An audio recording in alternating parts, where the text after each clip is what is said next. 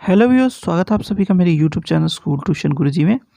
आज हम बात करेंगे वर्कशीट 27 की, जो कि 22 जनवरी के लिए जारी की गई है। ये क्लास 6 की साइंस सब्जेक्ट से रिलेटेड वर्कशीट है। यहाँ बच्चे अपना नाम लिखेंगे और यहाँ अपने क्लास टीचर का नाम लिखेंगे। बच्चों, हमारा चैप्टर चल रहा है the living organism and their surrounding, और आज हम पढ़ेंगे कैरेक्टरिस्टिक ऑफ लिविंग बीइंग के बारे में। तो चलिए देखते हैं, जानते हैं, समझते हैं कि आज का चैप्टर आपको क्या बताना चाहता है और आज की आपकी वर्कशीट में आपके लिए क्या खास है। तो चलिए देखते हैं characteristic of the living being. Do we always find that living things definitely show all the characteristics of the living beings?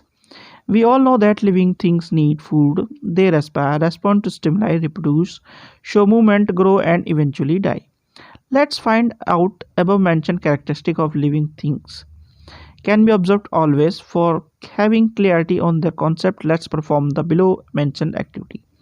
यानी कि बच्चों, ये क्या कह रहा है कि जितने भी अब तक हमने कैरेक्टरिस्टिक पढ़े, जैसे कि लिविंग थिंग को खाने के लिए कुछ चाहिए, वो रेस्पायर करती है, रेस्पॉन्ड करती है स्टिमुलाई पे, रिप्रोडक्शन करती है यानी कि अपने जैसा एक नया बनाती है, और कुछ मूवमेंट शो करती है। इन सारे के सारे जो चीज़ों को करने के बाद और एक टाइम ऐसा आता है जब वो डेथ हो जाती है उसकी, या ख़त्म हो जाती है वो। तो हमें ये कैसे पता चले कि ये सारी चीज़ें लिविंग ऑर्गेनिज्म शो करता है, या कुछ चीज़ें इनमें से शो करता है कि ये लिविंग ऑर्गेनिज्म है। तो इसके लिए हम एक एक्टिविटी परफॉर्म करेंगे जिसमें हमें पता चलेगा कि ये क्या चीज़ें इस तरह की होती हैं लिविंग ऑर्गेनिज्म में या नहीं। तो चलिए अब एक्टिविटी देखते हैं बच्चों।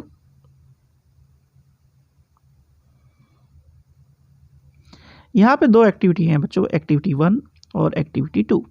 तो पहले करते हैं एक्टिविटी 1। एक्टिविटी 1 में मटेरियल चाहिए राजमा, चना, मूंग और वीट, जो कि सीड का काम करेंगे। इसमें करना क्या है, स्टेप्स टू बी टेकन। इसमें आपको करना ये है बच्चों, take whatever seed you have in your kitchen. If you don't have the above mention seed, observe them by keeping in mind all the characteristics of living being. यानी कि आपको kitchen में से ये सारे सीड लेने हैं, और अगर नहीं है तो आपको इस तरह की दूसरे सीड लेने हैं ताकि आपको ये पता चल सके लिविंग बीइंग है कि नहीं। फिर क्या है, after observing in which category will you put them, living और नॉन लिविंग थिंग। अब आप इन्हें लिविंग कैटेगरी में रखेंगे या नॉन लिविंग कैटेगरी में। अब ऐसा इसलिए कहा गया है बच्चों, देखिए अब एक चीज़ समझने की कोशिश कीजिए। राजमा, चना, मूंग और वीट, जब इन्हें नॉर्मल तरीके से रखा जाएगा तो ये ना तो ग्रो करेंगे, ना रेस्पायर करेंगे, आपको अगर वैसे देखने को मिले, ना ही ये क्या करेंगे, मूवमेंट करेंगे। तो आप इन्हें कौन सी कैटेगरी में रखेंगे। लेकिन अब एक्टिविटी 2 में क्या कर रहे हैं हम, यही सेम सीड ले रहे हैं, राजमा, चना, मूंग, वीट, और स्टेप क्या ले रहे हैं, वापस वही कि take whatever seed you have in kitchen, if you don't have the above mention seed and soak them in water for 1 night. यानी कि आपको यही सीड लेने हैं, अगर नहीं मिल रहे तो दूसरे से ले लीजिए और उसे एक रात के लिए भिगो के रख दीजिए। आगे क्या है, drain water from it and wrap them in a cotton cloth and for another 2 days। यानी कि जब ये सूख जाए, पूरी रात भीग जाए, उसके बाद आपको इसके एक कपड़े में बंद करके रखना है, सूखे कपड़े में कॉटन के, और 2 दिन के लिए ऐसे ही छोड़ देना है। अब क्या होगा, what you observe from after unwrapping the cloth from the seed. और दूसरा है, after observation in which category will you put this seed, living thing और नॉन लिविंग थिंग। तो जब आप कपड़े को खोलेंगे तो आप सबसे पहले देखेंगे कि उसमें एक हरा हरा पूंछ जैसा स्ट्रक्चर निकल जाएगा, जिसे हम कहते हैं बीज क्या हो गए, अंकुरित हो गए। राजमा, चना, मूंग ये अंकुरित हो जाएंगे, उसमें थोड़ा सा पौधा उगना शुरू हो जाएगा या एक पूंछ नुमा स्ट्रक्चर निकल जाएगा। अब ऐसा स्ट्रक्चर निकल गया तो ये आएंगे लिविंग थिंग में, है ना बच्चों। तो ज़रूरी नहीं है कि लिविंग थिंग हर वक्त लिविंग थिंग के कैरेक्टर से ही शो करे। कभी कभी ऐसा भी होता है कि वो लिविंग थिंग होते हुए भी लिविंग थिंग के कैरेक्टर नहीं शो करता। अब एक कॉन्सेप्ट समझिए यहाँ पे, जो एक्टिविटी 1 है। एक्टिविटी 1 में हमने थोड़ी सीट्स को रखा तो इसलिए हमें कुछ चीज़ पता नहीं चला। लेकिन जब हम ज़्यादा सीट को रखते हैं तो इसमें एक टेम्परेचर हमें देखने को मिलता है, ऐसा लगता है जैसे कि ये सांस ले रहे हों।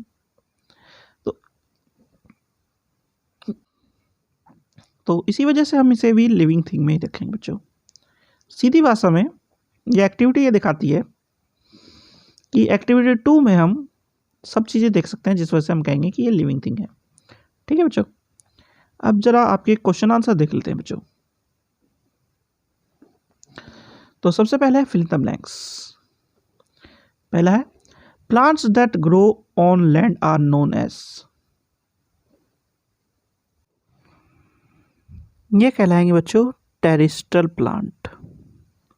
ठीक है, the plants that grow on land are called terrestrial plant या स्थलीय पौधे।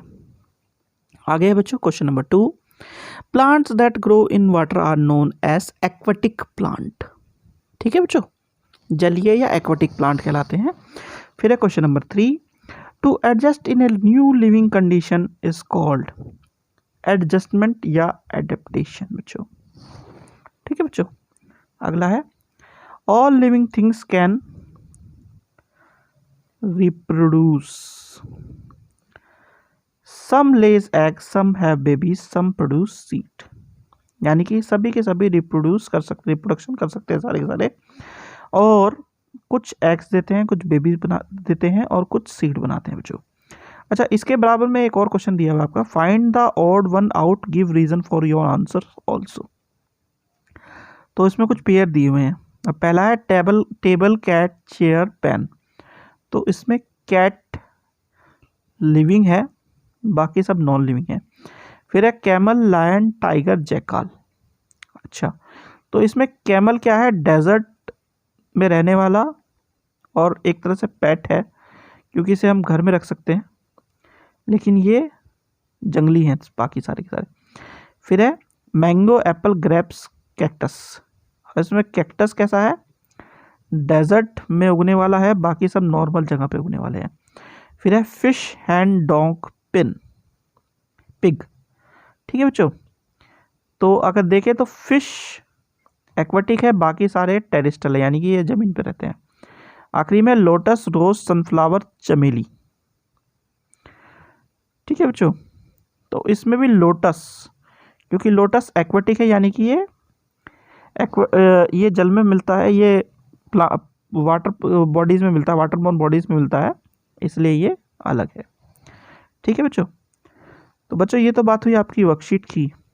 तो वर्कशीट होगी आपकी कंप्लीट, और वीडियो भी। और आशा करता हूँ आपको वीडियो अच्छी लगी होगी। अगर वीडियो अच्छी लगी हो तो चैनल को सब्सक्राइब करें, वीडियो को लाइक करें, शेयर करें। Thank you.